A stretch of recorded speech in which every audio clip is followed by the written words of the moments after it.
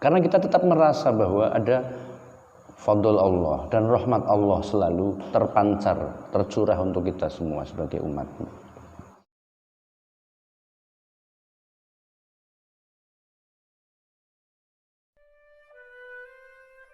Bismillahirrahmanirrahim. Assalamualaikum warahmatullahi wabarakatuh. Waalaikumsalam warahmatullahi wabarakatuh. Alhamdulillah wassalatu wassalamu ala Rasulillah wa ala alihi wa sahbihi wa mawalah min yaumina hadza ila yaumin nahdah ma ba'du.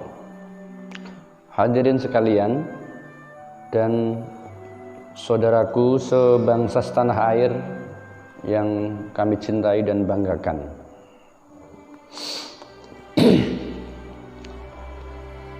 Pada kesempatan kali ini kita masih diperkenankan oleh Allah Subhanahu wa taala untuk duduk bersama, bermuajah bil wujuh dalam situasi yang hening sekarang ini gitu kan.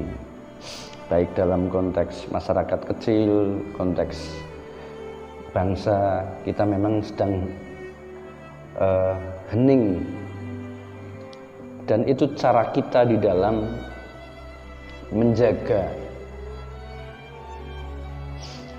situasi kita hari ini yang paling tepat, yaitu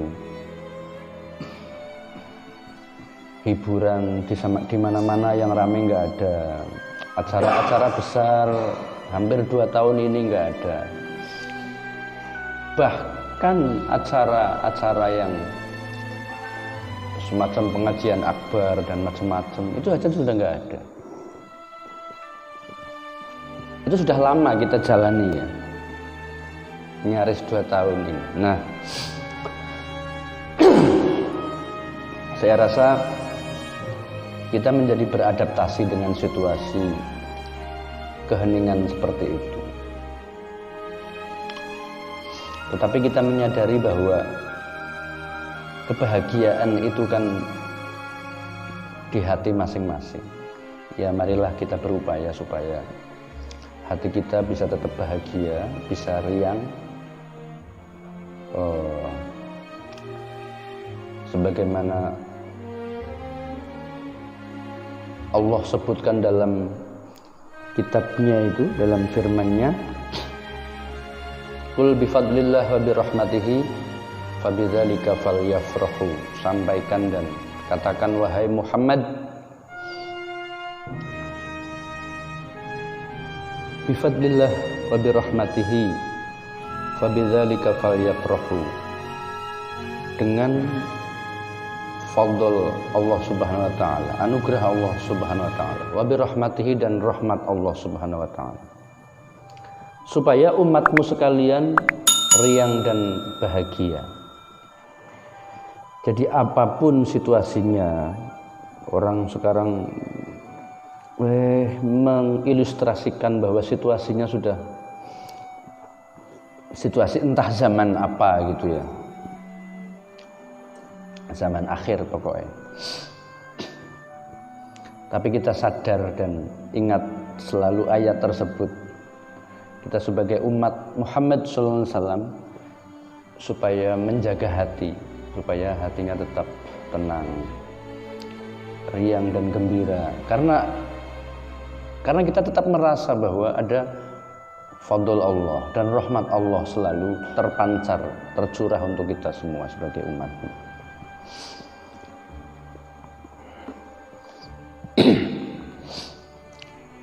Bahkan sampai hari ini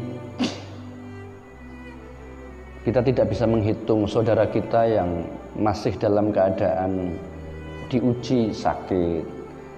Bahkan hampir setiap saat di medsos kita melihat ada satu pemberitahuan duka, pemberitahuan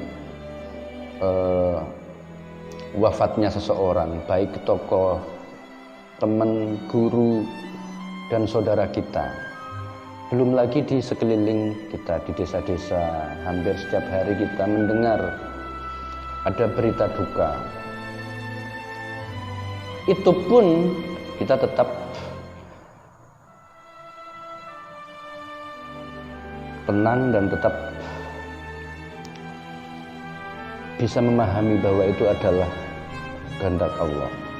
Kalau belum terjadi ya kita ikhtiar menjaga prokes, menjaga kesehatan, menjaga satu situasi supaya kita selamat, kita sehat. Tetapi jika sudah terjadi, maka mau tidak mau kita memahami bahwa itulah kehendak Allah Subhanahu wa taala. Jadi orang banyak mengeluh, orang banyak apalagi cerita soal banyaknya orang sakit, banyaknya orang yang meninggal, seakan-akan psikologi masyarakat secara kolektif itu cukup terpengaruh dengan situasi itu. Loh, kita itu kan orang yang mempunyai landasan tauhid, mempunyai la ilaha illallah, tidak ada kekuatan, tidak ada Tuhan, tidak ada yang perlu kita khawatiri, tidak ada sesuatu yang kita kagumi. Nah, illallah. Jadi illallah, kalau sudah illallah itu kita menjadi orang yang merdeka secara psikologi, secara pemikiran. Jadi landasan tauhid itu bukan semata-mata urusan yang bersifat transenden. Kita mengakui adanya Tuhan, bukan semata-mata itu. Itu iya, tetapi batas illallah itu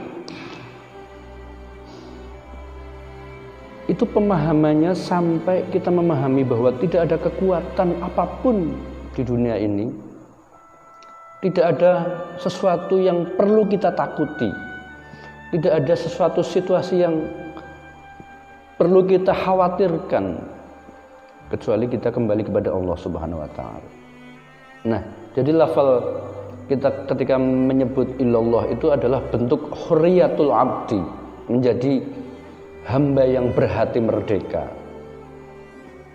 Jadi itu landasan tauhid itu mestinya berpengaruh sejauh itu. Bukan semata kita mengakui adanya Tuhan, itu Allah, tetapi sampai sejauh membawa psikologi kita bahwa apapun yang terjadi sampai kematian sekalipun itu adalah memang milik Allah Subhanahu wa taala. Nah, bagaimana supaya kita terbiasa memahami situasi itu hingga kematian sekalipun. Nah, jadi pahamilah bahwa sesungguhnya tidak ada kematian, adanya adalah perpindahan alam. Justru kematian itu adalah awal kehidupan yang abadi. Di sini kita masih transit sementara dalam alam yang fana, kan gitu. Jadi kalau kita mendengar banyak berita duka, ya kita yang penting menjadi sadar diri, dan kemudian ketika kita mengucap innalillahi wa inna ilaihi raji'un, itu artinya kita semakin meyakinkan diri kita bahwa innalillahi, semuanya itu dari Allah, wa ilaihi raji'un, dan kemudian kepada Allah lah lagi gitu, kepada Allah raji'un kita kembali. Nah, jadi maknanya dalam. Kematian itu syariat, hakikatnya kita kembali hidup, cuma di alam yang berbeda. Nah, pada kesempatan kali ini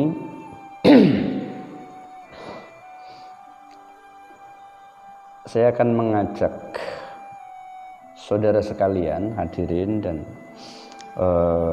pemirsa, untuk melanjutkan pembahasan tentang urgensi ilmu pengetahuan yang kemarin kita membahas adabul muta'allim, adab seorang murid, seorang mahasiswa, seorang santri supaya mendapatkan ilmu yang manfaat, barokah dan diridhoi oleh Allah Subhanahu wa taala. Di mana kemarin kita bahas harus memperbaiki sebaik mungkin motivasi hatinya supaya tidak terganggu dengan hal-hal yang negatif terkait dengan motivasi seseorang yang ingin mencari ilmu pengetahuan itu sendiri.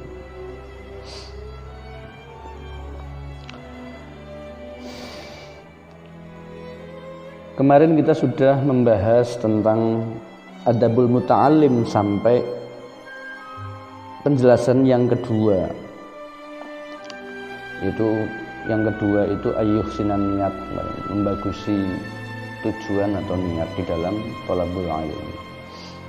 Betul-betul harus wajhallah azza wa jalla. Betul-betul hanya untuk mencapai ridho Allah semata, bukan karena motivasi dunia yang sementara. Kalau orang mempunyai ilmu dan ilmunya bermanfaat, barokah, itu sudah pastilah dunia pasti akan dunia itu kan kelihatan di mata, jadi tidak sulit-sulit amat didapatkan sepanjang orang itu mempunyai ilmu yang manfaat dan barokah, diridhoi oleh Allah Subhanahu wa taala. Bismillahirrahmanirrahim. As-salisu utawi kang kaping 3 iku ayyubadira ing yen to age-age sapa muta'allim bi tahsilil ilmi kelawan ngasilaken ilmu syababahu ing dalam waktune nome muta'allim wa awqata umrihi lan pira-pira waktune ngumure muta'allim. Segeralah untuk menghasilkan ilmu selagi masih ada waktu, masih senja, masih muda. Wala yakhtaru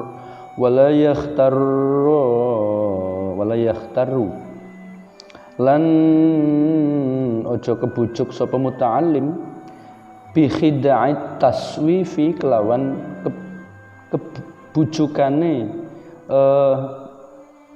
nunda-nunda wa ta'mililan angen-angen atau pengarep-arep. Jangan terjebak untuk menunda-nunda terus banyak mimpi yang kosong. Jadi harus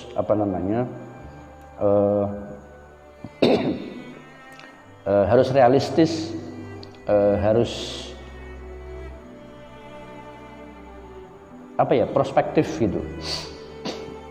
Fa inna kulla sa'atin mengko temen satune saben-saben mangsa iku tamuru liwat apa sa'ah min umrihi saking umure muta'allim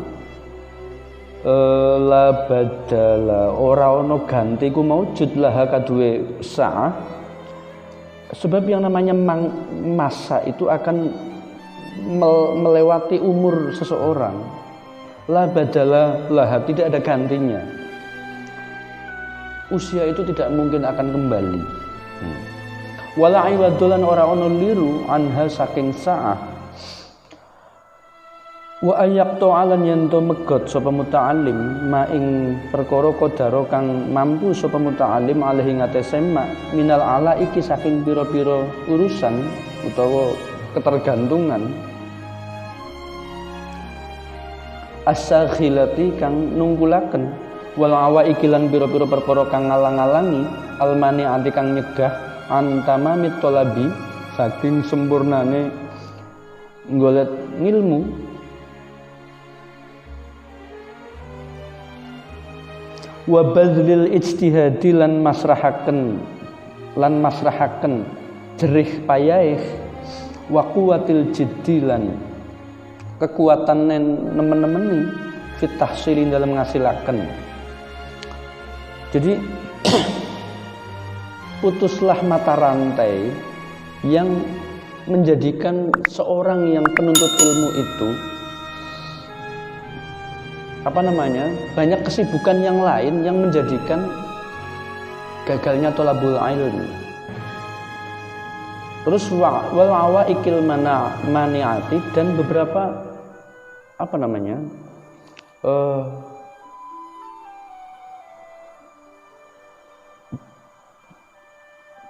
beberapa capaian-capaian yang di luar ilmu pengetahuan yang itu justru akan menghalangi kesempurnaan penuntut ilmu tersebut di dalam proses pencarian ilmu.